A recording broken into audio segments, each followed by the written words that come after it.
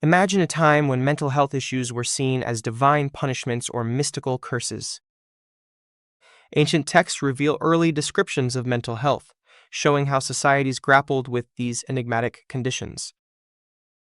From the Egyptian dispute of a man with his Ba to the biblical story of Job, early narratives depicted mental struggles. These stories laid the groundwork for understanding mental health beyond mere superstition. Take this example from the Egyptian wisdom text, Dispute of a Man with His Ba, where a depressed man is arguing with his soul. In ancient Egyptian, the Ba.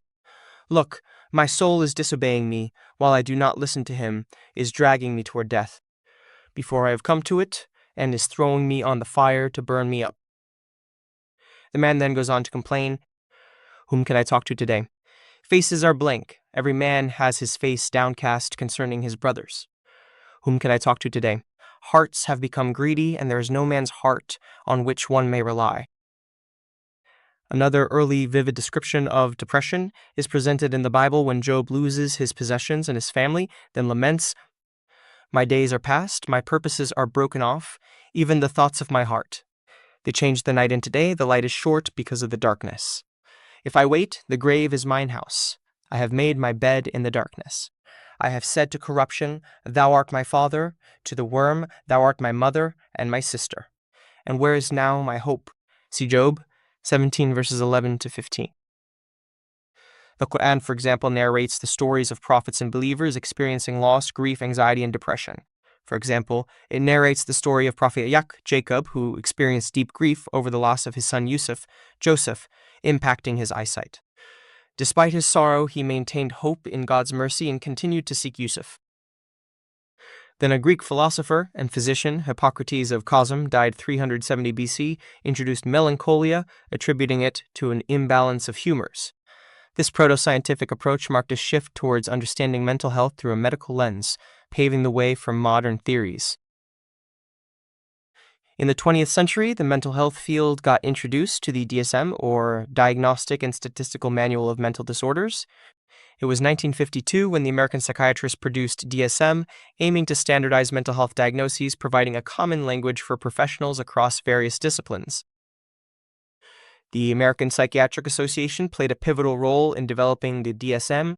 Their goal was to create a practical and flexible reference that could adapt to the evolving understanding of mental health.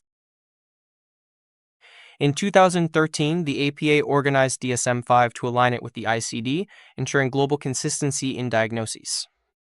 It categorizes disorders, providing detailed criteria for each, essential for accurate diagnosis and treatment. Clinical training is crucial for using the DSM-5 effectively. Understanding its structure and content help professionals navigate complex cases, ensuring patients receive appropriate assessment and treatment. In the field of mental health, we have now started acknowledging that cultural concepts significantly impact mental health diagnosis. The cultural formulation interview in the DSM-5 helps clinicians understand the cultural influences on a patient's symptoms and treatment preferences. Gender differences also play a role in mental health. Women are more likely to experience mood disorders, while men may exhibit different symptoms. Recognizing these differences is key to effective assessment. Assessing mental disorders involves a thorough assessment using DSM-5 criteria. Clinicians must consider underlying vulnerabilities and the unique presentation of symptoms in each individual. Challenges arise when disorders don't fit neatly into categories. Clinicians must navigate these complexities, ensuring that their assessment reflects the nuanced nature of mental health. Neurodevelopmental, mood, PTSD and trauma-related disorders, anxiety disorders, schizophrenia, personality disorders, disruptive mood dysregulation disorder, substance-related and addictive disorders, etc., are key categories in DSM-5. Each has distinct symptoms and criteria impacting individuals' lives and requiring tailored treatment approaches. Understanding these disorders is crucial for society. They affect not only the individuals diagnosed, but also their families and communities, highlighting the importance of comprehensive mental health care. The DSM-5's development was influenced by political and social factors. Critics argue that it pathologizes normal behaviors, raising concerns about the impact of psychiatric labels on individuals. Despite criticisms, the DSM remains a vital tool. Its evolution reflects ongoing debates about mental health, emphasizing the need for continued research and dialogue.